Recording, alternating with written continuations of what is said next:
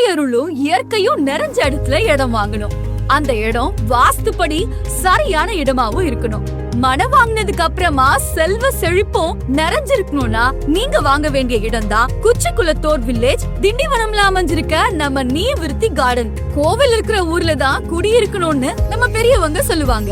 அதுக்கேத்த மாதிரி கைலாய மலையோட சிவனின் உத்தரவின் பெயர்ல உருவாக்கப்பட்ட ஸ்ரீ மகா சிவலிங்கேஸ்வரம் ஆலயம் நம்ம மனைக்கு பக்கத்திலேயே இருக்கு. மேல்மருவத்தூர் அருள்மிகு ஆதிபராசக்தி அம்மன் திருக்கோவில் நம்ம மனையில இருந்து 15 நிமிஷம் தூரத்துல தாங்க இருக்கு. நம்ம மனையில வெறும் 20 அடியில இருந்து சுத்தமான குடிநீர் கிடைக்கும். NH45 மெயின் ரோட்ல இருந்து நம்ம மனை வெறும் 5 நிமிஷம் தான். திண்டிவனம் ரயில் நிலையத்துல இருந்து வெறும் 15 நிமிஷம் தான். நம்ம வீட்டு மனை எல்லாமே DTCP ரெரா அப்ரூவல் பெற்ற வீட்டு மனைகள். உலகத்திலேயே முதன்முறையா நியூமராலஜிக்கான கல்லூரியும் நம்ம மனைக்குள்ளேயே வரப்போகுது. அதோட மட்டும் இல்லாம Takshila university, Saraswati law college, engineering college, SRM agriculture college, Vels agriculture college, இப்படி கல்லூரி நகரமா மாறிட்டு இருக்க இடத்துக்கு பக்கத்திலேயே தான் இருக்கு நம்ம மனை. நம்ம மனைக்குள்ளேயே பிரமிட் வடிவுல தியான மையம் அமைய இருக்கு. மன நிம்மதியை தரக்கூடிய ஆசிரமமும் அமைய இருக்கு. சீனியர் சிட்டிசன்ஸா இருக்கிறவங்க கோவிலுக்கு சேவை செஞ்சுக்கிட்டு நிம்மதியா இருக்கவும், அவங்களுக்கு தரமான உணவை நம்ம பண்ணையில விளையக்கூடிய காய்கறிகளை வச்சு காமன் கிச்சன் மூலமா கொடுக்க போறாங்க. அவங்க கோவிலுக்கு போயிட்டு வர பேட்டரி கார் வசதியும் பண்ணி தராங்க. ஆல்ரெடி பல்வேறு உலக நாடுகள்ல இருக்கிற மக்கள் தங்களோட நிம்மதி பூமியான நீர்விருத்தி கார்டன்ல 450க்கும் மேற்பட்ட பிளாட்ஸ் வாங்கிட்டாங்க. மொத்தத்துல பூமியிலேயே ஒரு சொர்க்க வாழ்க்கைய வாழணும்னா நீர்விருத்தி கார்டன்ல இடம் வாங்குங்க. ஸ்ரீ மகாஸ் இன்ஃபினிட்டி நேயர்களுக்கு நர்மதாவின் அன்பான வணக்கம். நம்மளுடைய சேனலில் நிறைய ஆன்மீகம் சம்பந்தமான, நியூமராலஜி சம்பந்தமான நிறைய பதிவுகள் பார்த்துருப்போம். இன்றைக்கி நம்ம இந்த பதிவில் பார்க்க போகிற ஒரு விஷயம் ரொம்ப யூனிக்கானது. அது என்ன அப்படின்றத பற்றின விளக்கம் கேட்கறதுக்காக நம்ம இன்னைக்கு ஆஸ்ட்ரோ நியூமராலஜிஸ்ட் பிரசன்ன ஜோதிடர் டாக்டர் மகாஸ் ராஜா சார் அவர்களை பார்க்கலாம் வாங்க. சார் வணக்கம். வணக்கம்மா. சார், ஒரு ஸ்டுடியோக்குள்ளே உட்காந்து நிறைய கண்டென்ட் பேசியிருக்கோம், மக்களுக்கு நிறைய பயனுள்ள தகவல்கள் கொடுத்துருக்கோம். நீங்கள் கோவில் கட்டியிருக்கீங்க அப்படின்றது எல்லாருக்குமே தெரியும் சார். ஆனால் அந்த கோவிலை நாங்கள் விசிட் பண்ண வரும்போது அந்த கோவிலுக்கு பக்கத்தில் ரொம்ப ரம்மியமான ஒரு இடத்த பார்த்தோம். ஸோ இந்த இடத்த பார்த்த உடனே இந்த இடம் என்ன ஏது அப்படின்ற டீட்டெயில் நாங்கள் கேட்டு தெரிஞ்சுக்கணும் அப்படின்னு ஆசைப்பட்டோம். சொல்லுங்கள் சார், இந்த திருவண்ணாமலை நகரை பற்றி எங்களுக்கு சொல்லுங்கள். ரைட். முதல்ல இந்த இப்படி ஒரு நகரம் உருவாக்கணும் அப்படிங்கிற ஐடியா வந்ததே என்ன அப்படின்னா நம்ம கோவிலுக்காக தான். இந்த ஊர் எங்கே இருக்குது அப்படின்னா, நம்ம சென்னையிலேருந்து புறப்பட்டு வரும்போது சென்னை திருச்சி ஹைவேல திண்டிவனத்துக்கு ஒரு 15 கிலோமீட்டருக்கு முன்னாடியே குச்சிக்குளத்தூர் அப்படிங்கிறதான் இந்த வில்லேஜோட நேம். இந்த இடத்துல தான் கோவில் கட்டணும் அப்படின்னு பிரசனம் பார்த்து பல இடங்கள் பார்த்தோம். இங்கே தான் கோவில் கட்டணும். முதல்ல கோவில் இங்கே தான் அமைஞ்சுது. சரி, கோவில் அமைகிறதுக்கான இடம் வாங்கியாச்சு. வெறும் கோவில் மட்டும் கட்டினா எப்படி இருக்கும்? இப்போ வந்துட்டு போகிறவங்களுக்கும் ஒரு வசதி வேணும். இன்னொன்று, ஒரு நகரம் உருவாகும் போது தான் அந்த கோவிலும் சிறப்புடைய ஒரு கோயிலாக இருக்கும். நடுவில் கொண்டு போய் ஒரு கோவிலை மட்டும் கட்டி வச்சுட்டு மிச்சம் அதுக்கு சுற்றி இருக்கிறதுக்கு மக்கள் வேணும் இல்லையா? மக்களுக்காக தானே கோவில். அப்போ ஒரு நகரம் உருவாக்குவோம் அப்படின்னு கோவிலுக்கு அப்படியே பின்னாடி ஒரு நகரம், பெரிய நகரம் உருவாக்குவோம் அப்படின்னு கிட்டத்தட்ட இது ஒரு 1000 வீடுகள் வரக்கூடியதா, ஒரு 1000 பிளாட்ஸ் அப்படிங்கிற மாதிரி பிளான் பண்ணி இந்த நகரத்தை, அதுக்கு உண்டான எல்லா பேப்பர்ஸ் டாக்குமெண்ட்ஸ் எல்லாம் ரெடி பண்ணி முதல்ல இடத்த பர்ச்சேஸ் பண்ணிவிட்டு இடமா நாங்கள் பண்ணியாச்சு. DTCP அப்ரூவ்டு, ரெரா அப்ரூவ்டு, இந்த மாதிரி இருக்குது. கவர்மெண்ட்டுக்கு என்னெல்லாம் தேவையோ கவர்மெண்ட் அப்ரூவ்டாக எல்லாத்தையுமே நீட்டாக பண்ணியாச்சு. இந்த இடம் உருவாக்குனதுக்கான காரணம் என்ன அப்படின்னா, இப்போ நான் ஒரு சாதாரண ஆள். எல்லோரும் நீங்கள் சொன்ன மாதிரி என்னோடய ப்ரொஃபஷன் இது தான். ஒரு நியூமராலஜி, ஒரு அஸ்ட்ராலஜி பார்க்குற ப்ரொஃபஷன். ஒரு சாதாரண பேக்ரவுண்ட்லேருந்து வந்த ஒரு ஆள். இப்போ நான் போய் ஒரு பெரிய கோவில் கட்டணும் அப்படின்னா நான் அதுக்கான பணம் ஏற்பாடுகள்லாம் செய்யணும் இல்லையா? அதுக்கான நிதி ஆதாரம் எல்லாம் திரட்டணும் இல்லையா? நான் யார்கிட்டையும் போய் டொனேஷன் கேட்கக்கூடாது அப்படிங்கிறதுல தெளிவாக இருந்துக்கிட்டோம், நானும் சரி என்னோடய அப்பாவும் சரி.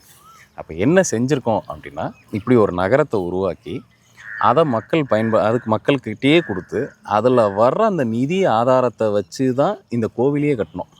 Super sir. அப்படின்னா என்னன்னா, யார்கிட்டையும் போய் டொனேஷன் போய் நாங்கள் போய் நிற்கல. அந்த கோவிலுக்கு யாராவது தரணும்னு நினச்சாங்கன்னா அவங்க விருப்பப்பட்டால் அது நடந்ததே தவிர, நாங்கள் போய் ஒருத்தர்கிட்ட கூட போயிட்டு நாங்கள் கோவில் கட்டிகிட்டு இருக்கோம், எங்களுக்கு இந்த மாதிரி ஒரு நிதி தேவைப்படுதுன்னெலாம் போய் நாங்கள் எங்கேயுமே போய் நிற்கல. இறைவன் கொடுத்துருக்காரு, அதுக்கான வழியும் கொடுத்துருக்காரு, அதை எல்லாத்தையும் சிறப்பாக அதை மேம்படுத்தி முடிச்சுட்டு இப்போ கோவில் கும்பாபிஷேகமும் முடிச்சாச்சு. Super sir. ஸோ அப்படியான ஒரு இடம் தான் அது. அப்போ இது இந்த இடத்த என்ன சொல்லலாம்னா இது ஒரு ஆன்மீக பூமின்னு சொல்லலாம். கண்டிப்பாக. ஏன்னா அந்த வார்த்தைக்கு வந்து ரொம்ப தகுந்த ஒரு பூமியாக இதை வந்து அமையும் அப்படின்றதுல எந்த சந்தேகமும் இல்லை. ஏன்னா அவ்வளோ ரம்மியமான கோவில், அதுக்கு பக்கத்தில் ரொம்ப வந்து ஒரு பீஸ்ஃபுல்லாக நமக்கு இப்போ வந்து வீடியோ ரெக்கார்ட் பண்ணிட்டு இருக்கும்போதே உங்களுக்கு கேட்டிருக்கும் பேர்ட்ஸோட சவுண்ட்ஸ் அவ்வளோ சூப்பராக இருக்குது. சரி, ஓகேப்பா, ரொம்ப வந்து நேச்சரோட இணைஞ்சிருக்கிற ஒரு இடமா இருக்குது அப்படின்னா கூட நமக்கு வந்து அத்தியாவசிய தேவைகள் அப்படின்றது பக்கத்தில் இருந்தால் தான் வந்து அங்கே நம்ம குடியிருக்க முடியும் அப்படின்ற ஒரு டவுட் வந்து எல்லாருக்குமே வரும்.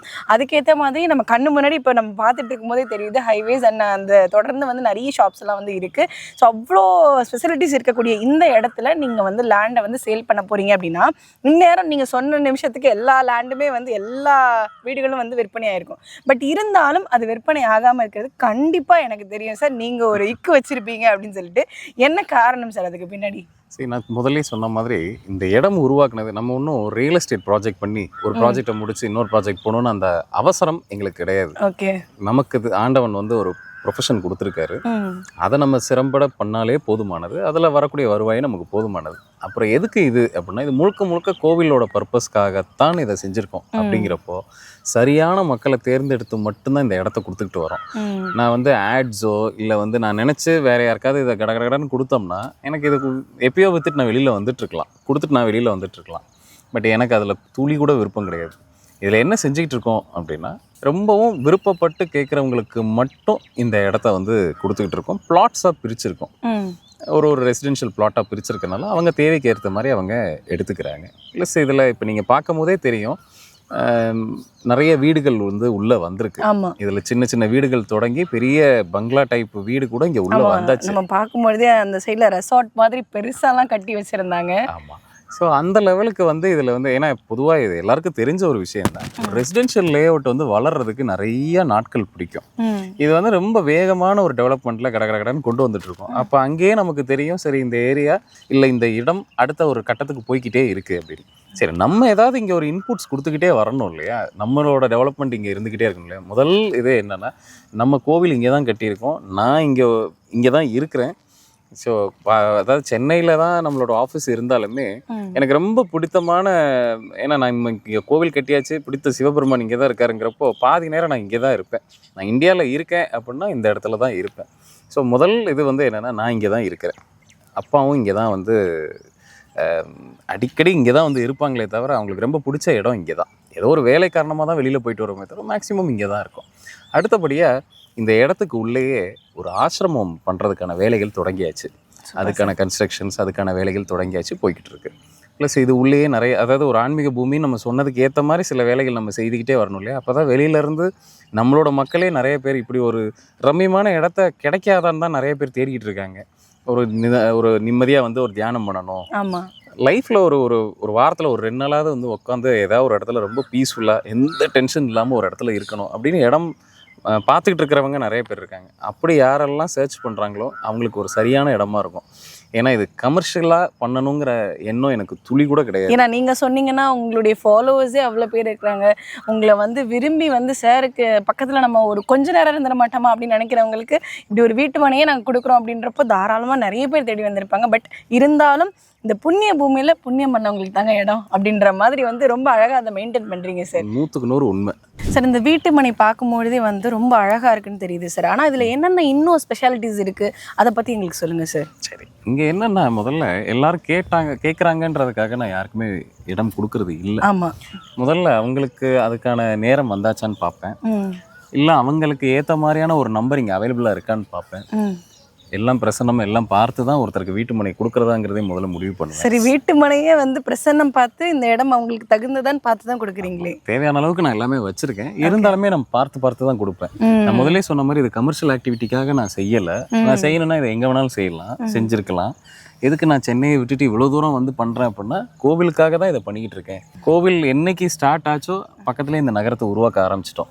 அப்போ இந்த நகரமும் வளரணும், கோவிலும் அதை பேஸ் பண்ணி வளர்ந்துக்கிட்டே போகணும் அப்படிங்கிறதான்.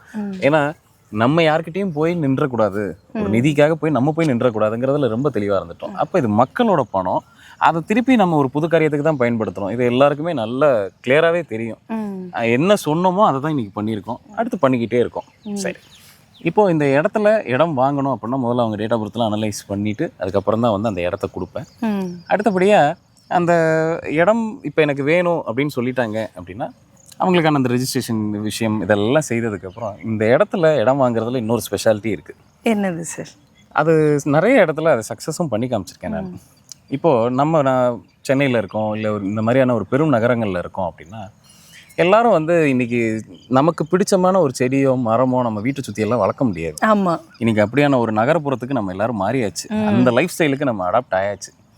ஆனால் நம்ம என்னதான் இருந்தாலும் திருப்பி அந்த பாரம்பரியத்தெல்லாம் கொண்டுட்டு வரோம் அப்படிங்கிற அடிப்படையில் ஒரு பிரசனம் ஆகட்டும், ஒரு ஜோதிடத்திலே அடுத்தடுத்த கட்டம் இவ்வளோ டீப்பாக நம்மளால் போக முடியும் அப்படின்றதெல்லாம் நான் காமிக்கிறதுனால இதுவும் ஒரு முயற்சியாக என்ன பண்ணுறேன் அப்படின்னா, ஒரு மனிதனோட அவங்களோட ஜாதகத்தில் பார்த்தீங்க அப்படின்னா ஒரு மிருகம் வேலை செய்யும், ஒரு மரம் இருக்கும், ஒரு மலர் இருக்கும்.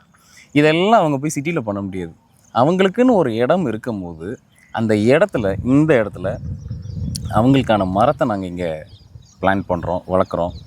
அந்த மாதிரி நடக்கும்போது என்ன நடக்குது அப்படின்னா, அந்த கிளைண்ட்டுக்கு உடம்புல ஏதாவது கோளாறு வந்தது அப்படின்னா எங்கேயோ ஒரு இடத்துல அவங்க இருக்கட்டும், அவங்க பெங்களூரில் இருக்கட்டும், சென்னையில் இருக்கட்டும், எந்த ஊரில் வேணாலும் இருக்கட்டும், இந்த மரம் வளர வளர அவங்க வாழ்க்கையும் வளருது.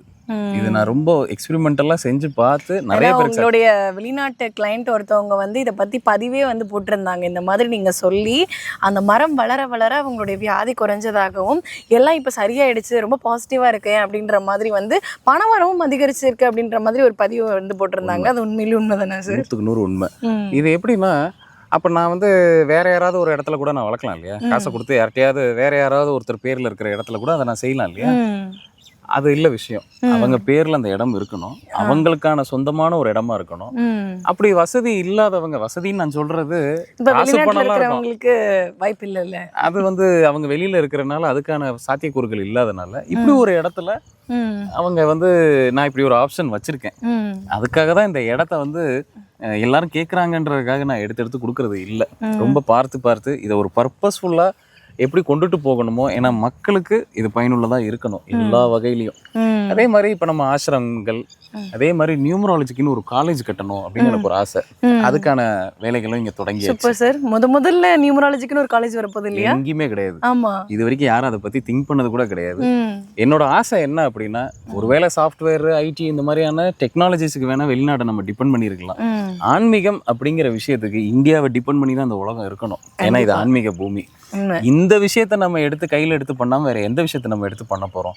அப்படி ஒரு ரம்யமான ஒரு இடத்த செலக்ட் பண்ணி அந்த டெவலப்மெண்ட்டை கொஞ்சம் கொஞ்சமாக மக்களோட சப்போர்ட்டோட பண்ணிக்கிட்டு இருக்கோம். அதுதான் இந்த இடத்த மெதுவாக யார் கேட்குறாங்களோ அவங்களுக்கு மட்டும் கொடுத்தா போதுமானது. நம்ம ரஷ் பண்ணி எல்லாருக்கும் கொண்டு போய் மார்க்கெட் பண்ணணுன்ற அவசியம் இல்லை அப்படிங்கிறதுனால இப்படி தான் நம்ம செஞ்சுட்டு இருக்கோம். Super sir. அதோட என்னன்னா, இந்த ஏரியாவுக்கு நம்ம வரும்பொழுது உள்ள வந்து ஏகப்பட்ட காலேஜஸ் வந்து பார்த்தோம். நம்ம வந்து காலேஜ் கட்ட போகிறோம் அப்படிங்கிறத தாண்டி நீங்கள் உங்களுடைய குழந்தைங்களை இங்கே வந்து படிக்க வைக்கணும்னு நினச்சா கூட சுற்றிலும் நிறைய காலேஜஸ் இருக்குது. அண்ட் வந்து சிபிஎஸ்சி ஸ்கூலுக்கான ப்ரப்போசலும் வந்து இங்கே வைக்கப்பட்டிருக்கு அப்படின்னு சொல்லி கேள்விப்பட்டேன். அதை பற்றி சொல்லுங்கள் சார். ரெசிடென்ஷியல் ஸ்கூலாகவும் இங்கே வந்து நாங்கள் ஒரு ப்ரப்போசல் வச்சுருக்கோம். ஸோ ஏன்னா சரி, ஒரு இடத்துக்கு நாளைக்கு வந்து எல்லாரும் நான் இங்கே வந்து செட்டில் ஆகணும்னு நினைக்கிறேன். ஏன்னா நிறைய பேர் நாங்கள் ஆன்மீக பணியில் தங்களை ஈடுபடுத்திக்கணும், கோவிலுக்கு ஏதோ ஒரு சர்வீஸ் பண்ணணும்னு நினைக்கிறோம். ஒரு வயதாயிடுச்சு, அதுக்கப்புறம் லைஃப்ல நமக்கு என்ன தேவைகள் இருக்க போகுது? ஒரு கோவிலோட ஒரு அசோசியேட் ஆகிட்டோம்னா ஒரு நிம்மதியான லைஃப் ஸ்டைல், ஒரு நிம்மதியான வாழ்க்கை, அந்த மாதிரி நிறைய பேர் சீனியர் சிட்டிசன்ஸ் நிறைய பேர் கேட்டுட்டு இருக்காங்க. இப்போ அவங்களுக்கான ஏற்பாடுகளும் இங்கே நடந்துட்டு இருக்கு. ஒரு கம்யூனிட்டி கிச்சன் ரெடி பண்ணி அவங்க வந்து அவங்களுக்கு எந்த விதமான பிரச்சனைகளும் கொடுக்காம, அவங்க எதையும் இது பண்ணிக்க வேண்டாம். காலையில எந்திரிச்சோமா அவங்களுக்கான சாப்பாடு எல்லாமே அவங்க இடத்துக்கு வந்துடும். அவங்க பாட்டு நிம்மதியாக அவங்களோட மிச்ச காலத்துல இருக்கக்கூடிய அந்த நாட்கள், அந்த வாழ்நாட்களை ரொம்ப பீஸ்ஃபுல்லா இங்க வந்து செலவு பண்ணலாம். ரொம்ப பாதுகாப்போட அவங்களோட ஹெல்த் ஆகட்டும், எல்லாத்துக்குமே ஒரு டாக்டர், என்னெல்லாம் அவங்களுக்கு தேவையோ வசதிகள் வேணுமோ A to Z அதை நாங்கள் பார்த்துக்கிற மாதிரி ஒரு சீனியர் சிட்டிசன் ஹோமும் இங்கே பண்ணலாம் அப்படின்னு வச்சுருக்கோம். அவங்களுக்கு மட்டும் தனியாக ஒரு கம்யூனிட்டி டெவலப்மெண்ட் பண்ணிட்டு அவங்களை இங்கேருந்து டே டைமில் கோவிலுக்கு அழைச்சிட்டு போயிட்டு அந்த கோவிலில் அவங்களுக்கு என்ன பிடிக்குதோ, ஒரு பாட்டு பண்ணணும்னு நினைக்கிறாங்க, ஒரு சேவை பண்ணணும்னு நினைக்கிறாங்க, இல்லை ஒரு கலாட்சேபம் கேட்கணும்னு நினைக்கிறாங்க, அவங்களுக்கு என்ன விருப்பமோ அதெல்லாத்தையும் செஞ்சு கொடுக்க நாங்கள் தயாராக இருக்கோம்.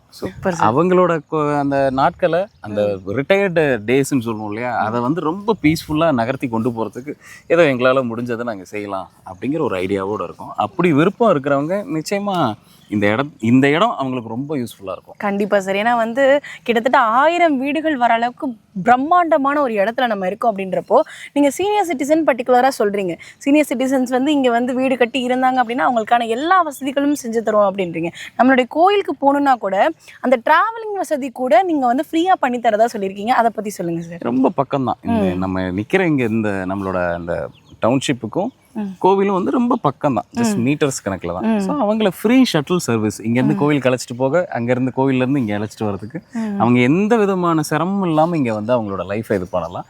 அவங்கள யாராவது பார்க்க வரனாலும் தாராளமாக வரலாம். ரொம்ப அமைதியாக இருக்கிறனால அதுக்கான விளையாட்டு இது, அவங்க ஏதாவது ஒரு டைம் பாஸ் பண்ணணும், அதே மாதிரி வாக்கிங் போகணும், எல்லாத்துக்கும் உண்டான ஏற்பாடுகள் எல்லாமே இப்போ பண்ணிக்கிட்டே வரோம். நிச்சயமாக இந்த இடம் வந்து எல்லாரையும் அகாமடேட் பண்றதுக்கான ஒரு இடமா இருக்கும். கண்டிப்பா. அதாவது யங்ஸ்டர்ஸ் வந்தாலும் அவங்களுக்கும் இங்க வந்து அவங்களுக்கு ஏற்ற போல சில விஷயங்கள் இருக்கும். சீனியர் சிட்டிசன்ஸ் இவங்க இருக்கணும்னு நினைச்சாலும் அவங்களுக்கு உண்டானதும் இங்க இருக்கும். அதே மாதிரி நீங்க சொன்ன மாதிரி காலேஜ் படிக்கிறவங்க, படிப்பை மேற்கொண்டு பண்றவங்க, இல்லை சார் நான் இன்னும் சில பேர் ஏன் இங்கே நியூமராலஜி காலேஜ் கொண்டு வரணும்னு நாங்கள் நினைக்கிறோம் அப்படின்னா, சில பேர் வெளிநாட்டிலேயே ரொம்ப நாள் இருந்துட்டு எங்களுக்கு சார் என்ன எவ்வளோதான் இருந்தாலும் நம்ம நாட்டில் இருக்கிற மாதிரி வராது இல்லையா? கண்டிப்பாக ஓவர் த பீரியட்னு சொல்லுவோம் இல்லையா? ஒரு சில நாட்கள் கழிஞ்சதுக்கப்புறம் அந்த சலிப்பு தட்டிடும் ஆட்டோமேட்டிக்காக. நாங்கள் ஏதாவது ஒன்று வந்து இந்த நாட்டோட ஒரு கலையை கற்றுக்கணும்னு நினைக்கிறோம். ஒரு அஸ்ட்ராலஜியோ, ஒரு நியூமராலஜி, ஒரு பிரசனமோ, இதெல்லாம் நாங்கள் கற்றுக்கணும்னு நினைக்கிறோம். ஆர்வம் தானே. அதுக்கு எங்களுக்கு ஒரு நல்ல ஒரு பீஸ்ஃபுல்லான ஒரு இடம் வேணும், எல்லா வசதியோட. கண்டிப்பா. ஏன்னா 1000 பேசினாலும் வெளியில இருக்கிறவங்களுக்கு இருக்கிற ஒரு பெரிய சிரமம் என்னன்னா, நான் நிறைய நாடுகளுக்கு பயணப்படுறேன், நான் பார்க்குற சிரமம் என்னன்னா, சொந்த பந்தம் இடத்துல போய் கொஞ்ச நாள் தான் இருக்க முடியும். உண்மை. இப்போ அந்த வெளிநாட்டுலேருந்து திருப்பி இங்கே வர்றாங்க அப்படின்னா அவங்களுக்குன்னு ஒரு இடம் இருக்கிறது வேற.